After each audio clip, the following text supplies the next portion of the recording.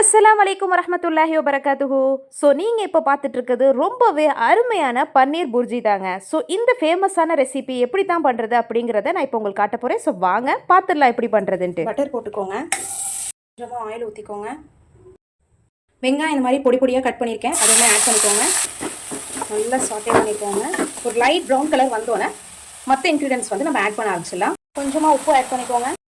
லைட்டான golden brown கலரில் வரும்போது பொடி பொடியாக கட் பண்ண பூண்டும் இஞ்சியுமே ஆட் பண்ணிக்கோங்க.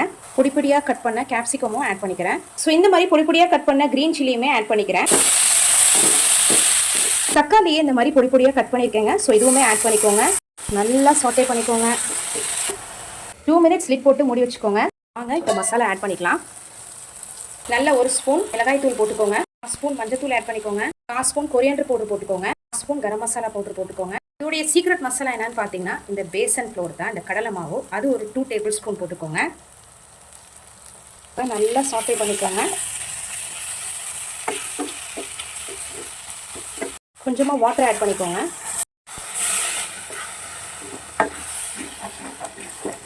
ஸோ இந்த நேரத்தில் நீங்கள் வந்து உப்புலாம் இருக்கான்னு கரெக்டாக செக் பண்ணிக்கோங்க. ஸோ தேவையான அளவு உப்புமே போட்டுக்கோங்க. வாட்டருமே இந்த மாதிரி நீங்கள் இந்த மாதிரி கன்சிஸ்டன்சியில் வச்சுக்கோங்க. சூப்பராக இருக்கும். இந்த கன்சிஸ்டன்சியில் இப்போ வந்து நான் 600 கிராம் பன்னீர் வந்து இந்த மாதிரி கிரியேட் பண்ணி வச்சுருக்கேன். ஸோ அதை வந்து நான் ஆட் பண்ண போகிறேன். பன்னீர் ஆட் பண்ணிட்டேங்க.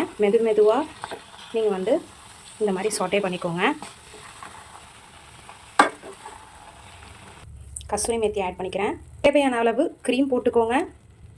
இதை நல்லா சாட்டே பண்ணிக்கோங்க.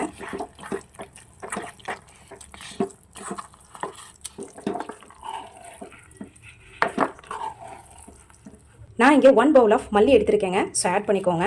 ஸோ இதுவுமே நல்லா வந்து சாட்டே பண்ணிக்கோங்க.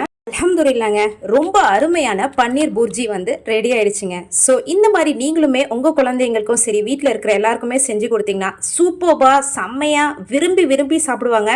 நெக்ஸ்ட்டு குப்ஸ் எடுத்து சாப்பிட்டுக்கிட்டே இருப்பாங்க. இது ரொட்டி கூடயும் சாப்பிட்லாம், குப்ஸ் கூடயும் சாப்பிட்லாம், பிரெட் கூடயும் சாப்பிட்லாம், எது கூட வேணாலும் மிக்ஸ் மேட்ச் பண்ணி சூப்பராக சாப்பிட்லாங்க. ஜஸ்ட் ட்ரை பண்ணி பாருங்கள். ட்ரை பண்ணிவிட்டு இது வந்து எப்படி இருக்குது அப்படின்னு சொல்லிட்டு கமெண்ட் செக்ஷனில் மறக்காமல் எனக்கு கமெண்ட் பண்ணிவிடுங்க. பிஸ்மில்லாஹிர்ரஹ்மானிர்ரஹீம். டேஸ்ட் பண்ணி பார்க்கலாமா? ப்ளீஸ் ட்ரை பண்ணுங்கள். செம்ம டேஸ்ட்டாக இருக்குங்க. ஜஸ்ட்டு வேறு லெவலில் இருக்குது. Please try this. எப்படி இருக்குது? செம்மையாக இருக்குது. சீஸும் பன்னீர் புர்ஜியும் வச்சு சாப்பிட்டு பாருங்கள். அதுவுமே செம்மையாக அட்டகாசமாக இருக்குங்க. ஜஸ்ட்டு ட்ரை பண்ணி பாருங்கள். ஸோ இதை விட சூப்பர்பான வீடியோவில் நான் உங்களை சந்திக்கும் வரை this is from Alia's vlog. Until now then by.